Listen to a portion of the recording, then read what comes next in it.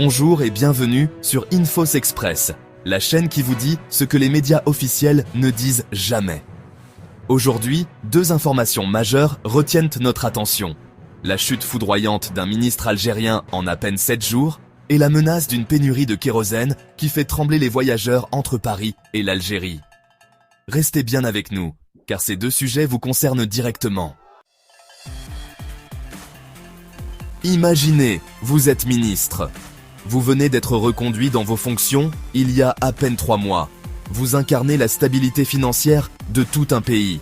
Et en moins d'une semaine, sans un mot d'explication, vous êtes mis à la porte. C'est exactement ce qui est arrivé à Aziz Faïd, l'ancien ministre des Finances de l'Algérie, le 2 février 2025. Qui est Aziz Faïd ? Né le 19 janvier 1961 à Alger, cet homme a consacré toute sa carrière aux arcanes de la technocratie financière algérienne. Directeur général du budget pendant plus de 3 ans, il est nommé ministre des Finances le 16 mars 2023 sous le gouvernement Ben Abderrahmane, puis reconduit sous le gouvernement Larbaoui. En novembre 2024, soit à peine 3 mois avant son éviction, il est encore confirmé dans ses fonctions lors d'un remaniement. Il incarne alors la figure du grand argentier, un technocrate discret, rigoureux, apparemment indéboulonnable. Il est même l'architecte d'une loi de finances 2025 adoptée par le Parlement à la quasi-unanimité. Alors, qu'est-ce qui a mis le feu aux poudres ? Tout commence avec l'article 207 de la loi de finances 2025, que Faïd avait lui-même défendu. Cette mesure interdisait le paiement en liquide pour les transactions immobilières, l'achat de véhicules, de yachts et de matériel industriel. Une réforme imposée par les exigences du GAFI, le groupe d'action financière contre le blanchiment d'argent. Le résultat ? Un effondrement brutal du marché immobilier algérien dès le début de 2025. Dans un pays où l'économie informelle est omniprésente, ce choc a été violent et immédiat. Mais il y a un deuxième élément, encore plus explosif.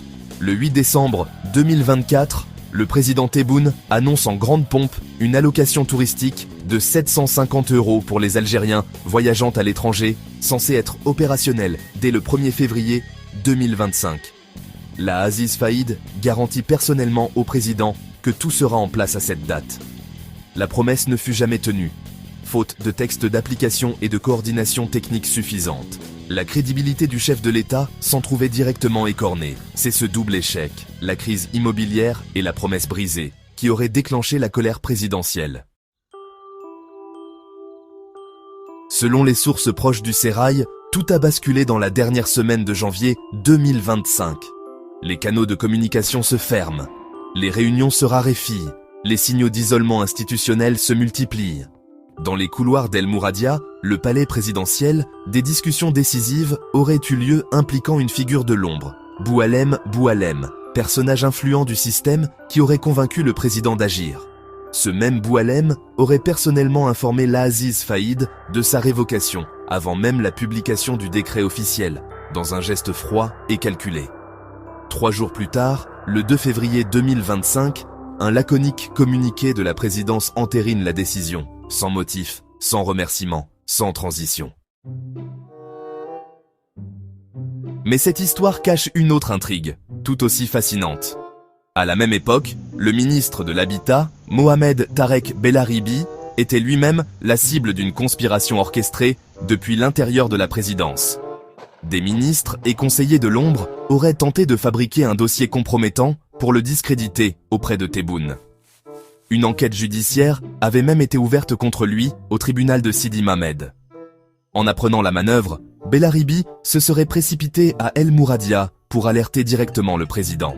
La réaction de Tebboune aurait été immédiate et sans appel. Celui qui touche à Bellaribi me touche moi.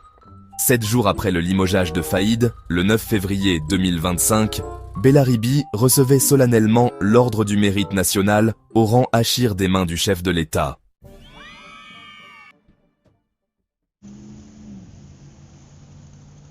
Que nous révèle cette séquence de 7 jours sur le vrai visage du pouvoir algérien ? Plusieurs leçons s'imposent. Première leçon, les décisions ne se prennent pas lors des conseils des ministres, mais dans des couloirs, par téléphone, lors de tête-à-tête au palais. Deuxième leçon, aucun ministre n'est intouchable, aussi compétent soit-il. Faïd, reconduit en novembre, était destitué en février. Troisième leçon, la loyauté personnelle prime sur tout le reste. La distinction accordée à Bellaribi n'est pas une simple récompense, c'est un message politique adressé à tout l'appareil d'État. La loyauté se paie, et la trahison aussi.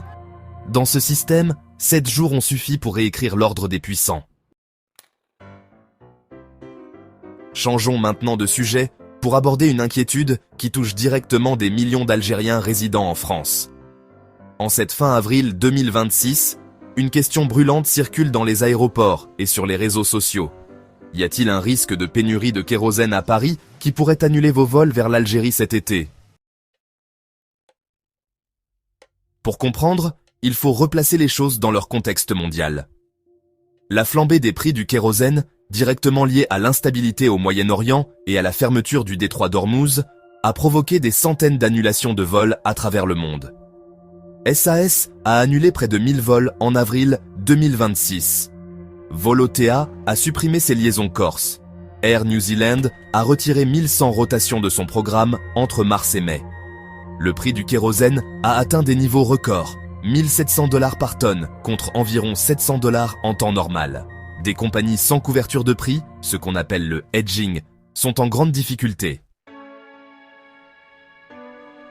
Bonne nouvelle pour les voyageurs, au départ de Paris, le groupe ADP, Aéroports de Paris, a écarté ce mercredi 29 avril 2026 tout risque de pénurie dans ces deux grandes plateformes, Roissy-Charles de Gaulle et Orly. La directrice de la stratégie du groupe, Christelle de Robillard, a expliqué que les aéroports parisiens sont approvisionnés via un réseau d'oléoducs directement relié aux raffineries et à un terminal au Havre, dont la majorité du brut provient d'Amérique du Nord, et non du Golfe Persique, ce qui nous protège de la crise actuelle. La DGAC, Direction Générale de l'Aviation Civile, confirme de son côté « Nous ne faisons face à aucune alerte sur la disponibilité du carburant. Nous sommes avant tout face à une envolée des prix, pas à une pénurie. » Ce que cela signifie concrètement pour vous. Les liaisons aériennes. Paris-Alger, Paris-Oran et Paris-Constantine ne sont pas menacées par une pénurie de carburant. Les grandes compagnies desservant l'Algérie au départ de Roissy et Orly, Air France, Air Algérie, Transavia France et ASL, Airlines France, maintiennent leur programme de vol. Le groupe ADP a maintenu ses objectifs financiers pour 2026, prévoyant une croissance du trafic de passagers d'1,5 à 2,5% à Paris sur l'année. Certes, quelques légères perturbations ont été observées en mars 2026, mais la situation s'améliore depuis avril et les réservations tiennent bon à court terme. Cela dit, la prudence reste de mise. Si vous avez prévu un vol cet été, voici ce que vous devez savoir. Les réservations de dernière minute pourraient être plus difficiles à trouver, car la demande reste forte. Les prix des billets pourraient augmenter, en raison de la hausse globale du kérosène, même si l'approvisionnement est assuré.